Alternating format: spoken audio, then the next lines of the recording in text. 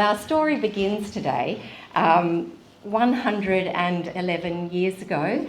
A story about my grandfather, Mum's father-in-law, Sid Rayner, who is the the founder and original owner of Rayner's Meats. So I thought I'd just start with asking Mum a little bit about Grandad, where he came from and how he started on his journey. Thank you. Well, Grandad came from Lancashire in England in 1900, I think he was born 1912.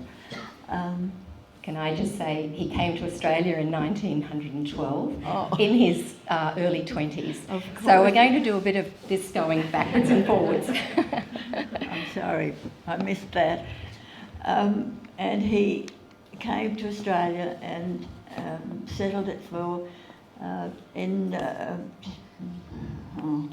all nervous. He came from Staley Bridge in England, and he's in Australia. And 2 years later, he joined the Australian Army and returned to England to fight in the Great War, 1914 to 1918. He had a very memorable function over there at the Battle of Hamel in northern France, and that is where the name Hamel comes from, in the naming of the family home that he built, which is now on the corner of Brunswick Street and Brown Street. You probably know it. It's well known. It's a home that has had the family residence and two rented flats and a shop front. But going back to Grandad's arrival back in Australia after the Great War, he returned in his trade, which he was as a butcher, and along the way met his wife-to-be. Yes, he met Gladys and was married in 1920. That was the 1920 I got mixed up with. They lived in... Sorry. When he returned, I'll go back to the beginning. When he returned to Australia, he went back to his original work, which was a butcher's, and he settled when he got married in 770 Brunswick Street, with a butcher shop there, which had a built-in residence behind as part of it, and he was joined by an old friend of his, which is a member of our new farm, Colin Thorne. People may remember that here, may remember him. They lived in the residence, which is shown up on the wall. And then, of course, in that house behind the shop, the rented shop in 770 Brunswick Street, they had a family of 4 children. Yes. The eldest was Sam. He was ended up as the registrar of the University of Queensland. Anybody who has a degree may have his name written on their diploma or degree papers. The next one was Madge, who during the war was a member of the Rands. You may remember that. There was a Women's Royal Australian Navy Service, I think it was, and she did. And then there was Ken, who was my mate. I married Ken Rayner, which was rather delightful.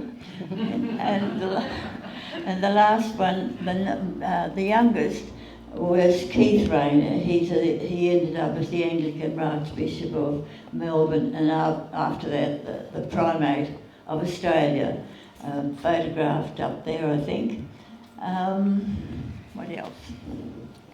And then after finding that house behind the shop was a little bit too small, they obviously decided that it was time to move down the street and enlarge and be a bit entrepreneurial about the butcher shop. Yes, he bought the land in 1931. No, Have sorry. you said that? Oh yes, no. I'm thinking about when he went down to the land that became the shops. Oh yes. He bought the land down the road in 1925. So the shop has been built at that time. So now we're just about up to the 100th year, coming up in 2 or 3 years. And just reflecting on that image, which was when the shop was being built, that there really was nothing around it. There was no shops next door or across the road. So it was early days of the New Farm village. Hang on. Oops, sorry. And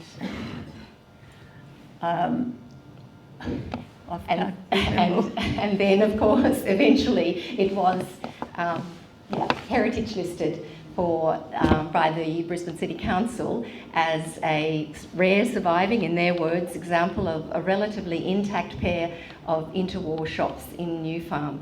And that example of small-scale commercial activity in the precinct to cater for the population increase reflected by the 1925 Brunswick Street tramway extension down to New Farm Park. So at that time, Grandad was ahead of the curve, so to speak. There's at that stage in the building of the butcher shops, as you can see from the photograph up on the wall, we had marble counters, we had wooden floors with sawdust, and we had wooden blocks, one in the back and one in the front.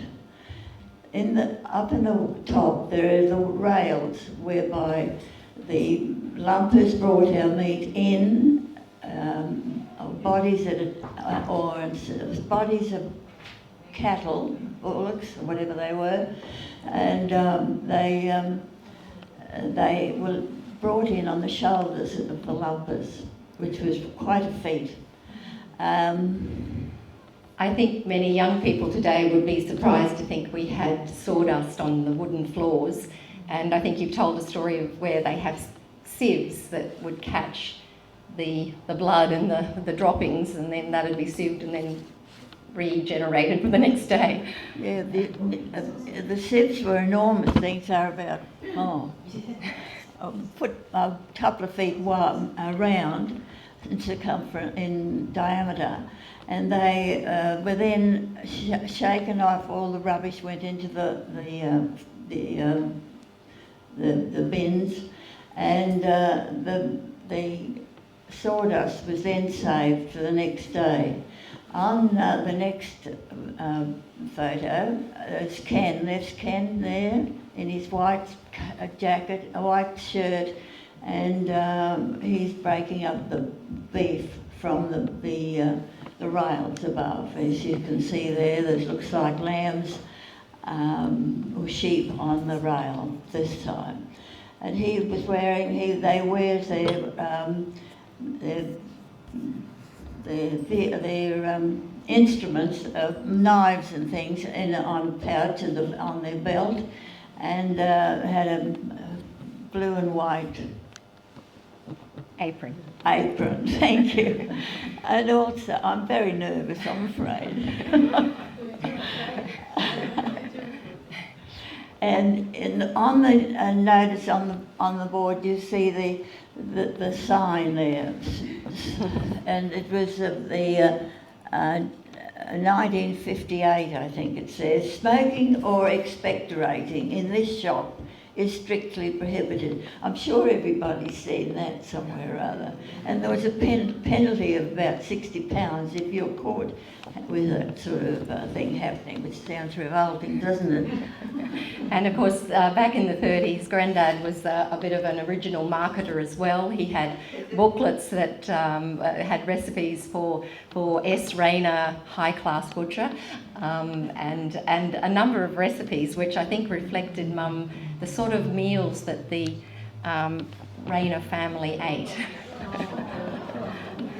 Well, I used to go down at lunchtime, about lunchtime, to have a chat with him, and he'd give me the meat to bring home. This day he brought me home, sent me home with tripe. Now I was an old home ec teacher, a domestic science teacher. I didn't have a clue how to cook tripe. As you can imagine, it wasn't a huge success, that dinner. He never brought it home again, anyway.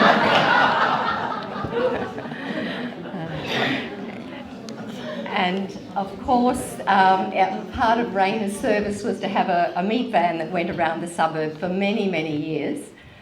Oh yes, that was really super. Very nice, very, for the time, it looked quite elegant. It was a big blue and gold painted, I can't remember the name of the vehicle, but it had Rayner's meats on the sides of it. And we had some interesting customers in that period too, the whole period that I knew Ken in the shop. We went to Lady Mrs. Swinburne in Lower Bone Terrace, and she was a close relative of a British royal poet and playwright called Algernon Swinburne. Now, many of you may know about Algernon Swinburne because he was quite a well-known poet. Now, now, we've heard about the Rayners, so they've had their family and a thriving business, and by 1948, you turned up, Mum. And can you tell us how you came to be a New Farm? Oh dear. Well, I came from the country. Can I have a drink of water, please? And I was had done my education in Toowoomba and then sent down to Brisbane in the Treested Training College. And my mother had to find somewhere there for me to live, as I didn't know anybody that was close to the college or even that I wanted to live with. And she came into the Girls Friendly Society, and they had an absolutely beautiful home. You probably know it. It was on the corner of Moray Street and Sydney Street. Now that was a lovely old home. It was really very grand, and we lived quite a number. It was for the business girls and teachers trainees and girls, and we had our dormitories upstairs, our screens in the room where we were in our dressing tables, and then downstairs there was the dining room, which was quite huge, and a lovely lounge. Also, the lady in charge of us was an ex-army matron, hospital matron, who ran us, and she really did run us. We had very strict regulations in that we had to be home any night we went out. We had to be home by 11:30. Now 11:30 isn't all that late to go to some things, depending on where we went. So many of the girls, not me of course, decided that they needed to stay out longer than that, so they elected one of their friends to be the cockatoo who raised and shut the window in the lounge, and that's how they came in. And of course, one of the other conditions of living at GFS House in those days was you had to go to church, didn't you? Oh yes. Oh yes, very much so. We had to sign up virtually to be going to church once a month at Holy Communion in the evening. Evensong in the afternoon, in the evenings. which we did every month, and then that's where we met the young men and the young girls of New Farm, which was rather delightful because my husband was one of those young men. And as we did have quite an active community. Yes. Sporting and we had sporting social activities. Events, and they were only girls in the sporting events at that stage. And the men had a young men's society. They had their football team, and they did various. I think they had sporting. My husband was quite a extensive long distance runner, and he won the Formula Mile in Brisbane at that stage. I think Landy was the one who really took the prize in England. But however, another party that we've got there, we had parties amongst ourselves and enjoyed the various romances that turned up out of all that. I think somebody married each other in that. I wasn't the only one that married one of the members. Speaking of which, they'd have dances in the parish hall, I believe, of which you were asked to do a job there, Mum, which was quite a good thing in the end. Yeah, well, yes.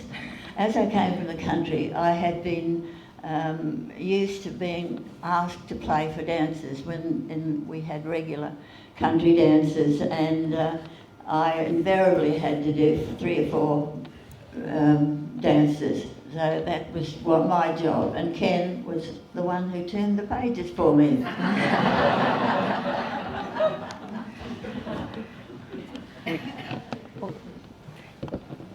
Which of course led to a very active social life in the early 50s for you and the members of St Michael's and All Angels. And you'll bear with this. I'm just thinking, I was going to just pause here and think about Ken Rayner, who was born and bred in New Farm and went to school here, and we just thought we'd show you a photo of his prep year of 1929, of which there were 44 in the class, I think. So and there he is in the corner. At the ring round, yeah. And then after that, he went on to school at Churchie, and yes, he went. That's him in the little boy with the ring round his head there, and he went to Churchie after that, which is across the river. But at 16, he decided he'd had enough of school. He was in sub-senior year and he left and went off and got a job at the AML&F wool stores in Tenerife. Now, there hangs a tale. The Rayner's Meats had been nominated to supply the meat for the AML&F, not only that one, but all the wool stores, when the visitors came from all countries buying as wool buyers.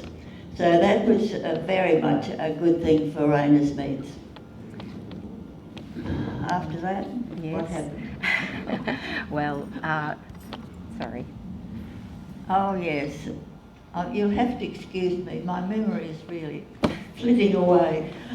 But the war came in 1942, and For Dad. And for Ken, well, that meant that he, at 16, he turned 16 and 19. No, at 18 in 42. At 18, rather, that was the age of that they joined up, and he was there in the army, and he was spent 3 years in New Guinea fighting the Japanese. He was in the hospital section.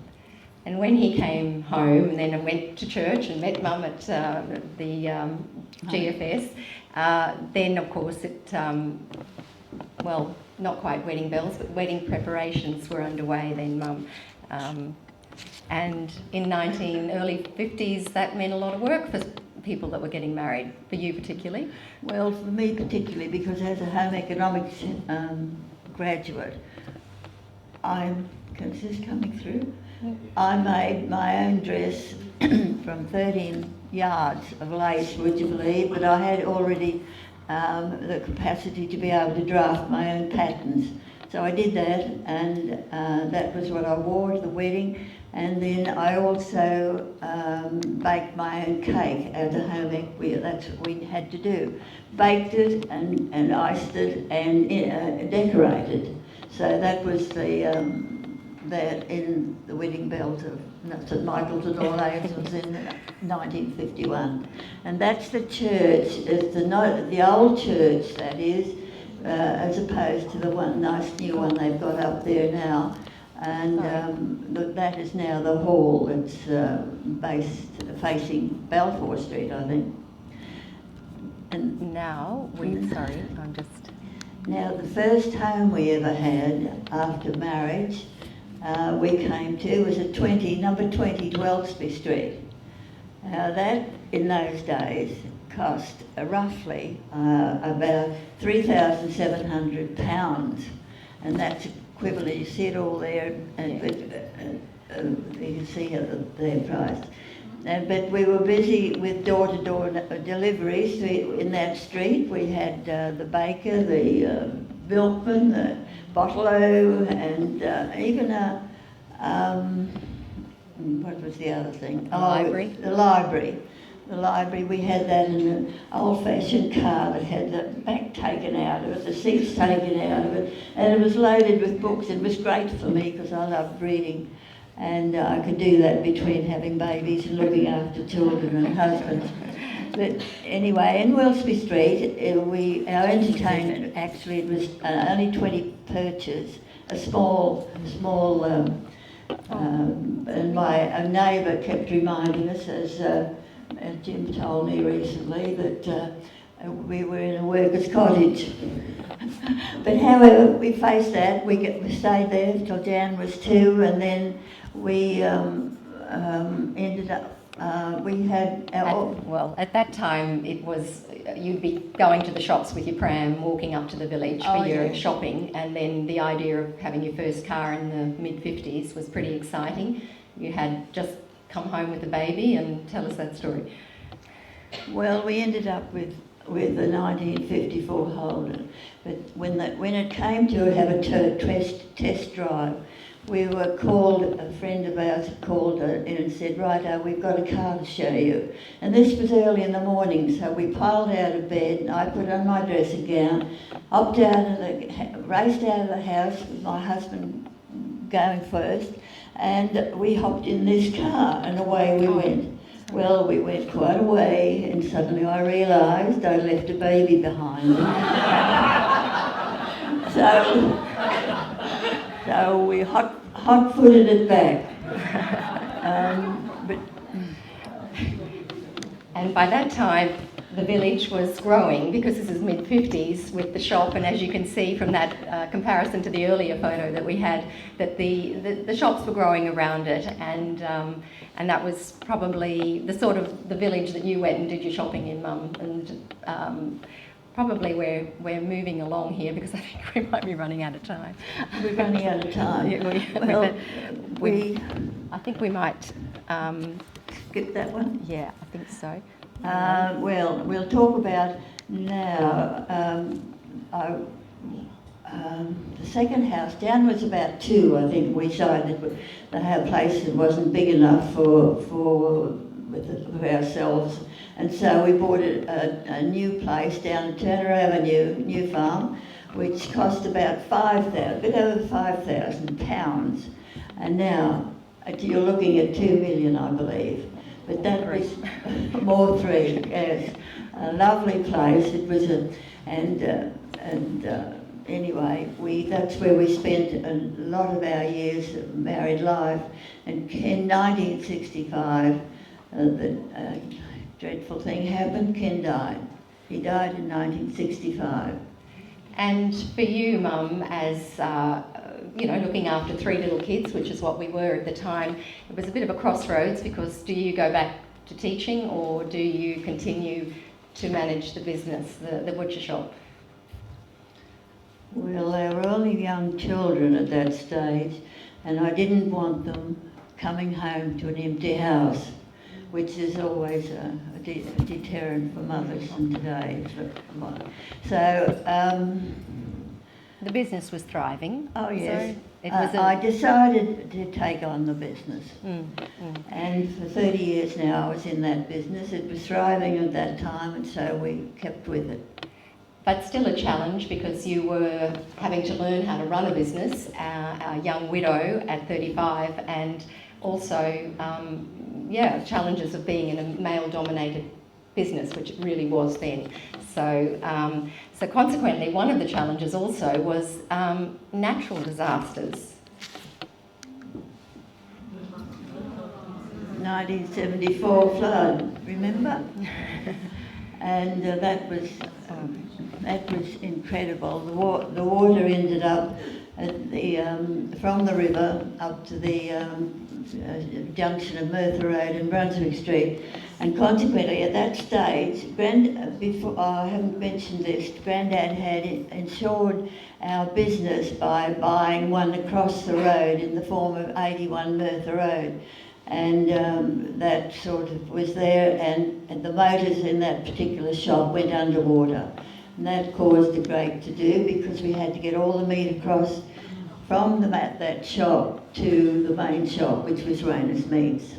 And as you can see, Coles had already arrived in the mid-70s or early 70s into the New Farm village, and that was a challenge too for someone who owned an old-style butcher shop. Pre-packaged meat was coming in, so that was another crossroads for you, which you met the challenge, I'd say. yes, well, we did, in that I had to use my knowledge as a home economics teacher to do something about providing some meat that was easy to attain. So I ended up making marinades for the various loin chops and then many of the pork chops and things. We had various meat And pates. pates. I made pates as well. Rotisserie chickens. And then also we had a chicken, what do you call it? Rotisserie. Rotisserie. And we cooked chickens there as well. So it sort of was combating our business against the big high-powered ones who went into pre-packing. And one of your innovations was the introduction of a smoke oven in the butcher shop. One of the early adopters, for quite a few butchers these days sell their own hams, and that's what you did, and to great success as well, Mum. Yes, well, I had heard about this smoke oven, and I had visited you over in Frankfurt. Where? Frankfurt. Frankfurt, that's right, I couldn't remember that.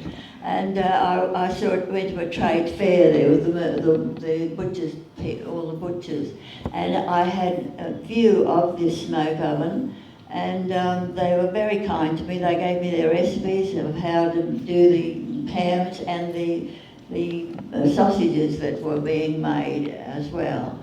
So that was our reply to the packaged meats, and I think that's still happening in the shops today, even with more. And your partner in crime at all that time was Mike Carroll, who many of you have been with into the shop over the last many years. He was 30 there years. 30 years as the manager, and then he decided to, well, there's a story there about him buying the business too, wasn't it, Mum? Yes, well, Mike came to us when he was 24. He came to me, and he was such a delightful young man. And when it got to the point where I had enough of the shop, I thought it was time I started to go and have some fun. And so I said to Mike one day, "Mike, are you interested in buying a butcher shop?" He said, "No, I don't think so." I said, and then he said, "Why, who's selling?" I said, "Me." So he said, "All right, yes, I want it." I sold him the lease. And so he ran it then for the next 30 years, which was absolutely wonderful. Nice man, beautiful man. So you were his landlord then for 30 years. Yep. You still owned the freehold of the shops. And along the way, it's had a few renovations, and Mike did the latest one, which is still there today, 2016. What did he do? Well, he renovated all the inside of the shop. Oh, yes. You'll have to excuse me, I am 93 and my memory's a little bit odd. Yes, well, Mike did. He renovated the shop again, and I noticed there's a painting over there. I don't think it's the one Mike had, but he had one very similar to that, painted by somebody, which is in his shop. Gosh, and sorry. Have you got it? Yep. And and so consequently, sad to say, Mike. Oh dear. Yes, no, he. Sorry, it's. What's happening? It's a little bit temperamental here. I can't seem to make it go. Oh. I think that's telling me yes, something. I think so. Anyway, well, that's the one. It's such a lovely shot, and then sadly, not long after that. Yes, Mike got sick, and sadly he died in 20 rather, 2020. 2020. 2020. 21. So that just about sums up where it all has happened. And to this day, there's a new man there who bought the lease of Mike's friend, and he is a delight. His hams are perfect. They're nearly as perfect as Mike's, but then I'm prejudiced there. And they've been very happy to keep the name Rayners, so that is sustaining, and on that plug we should leave it there. I think so. Thank you.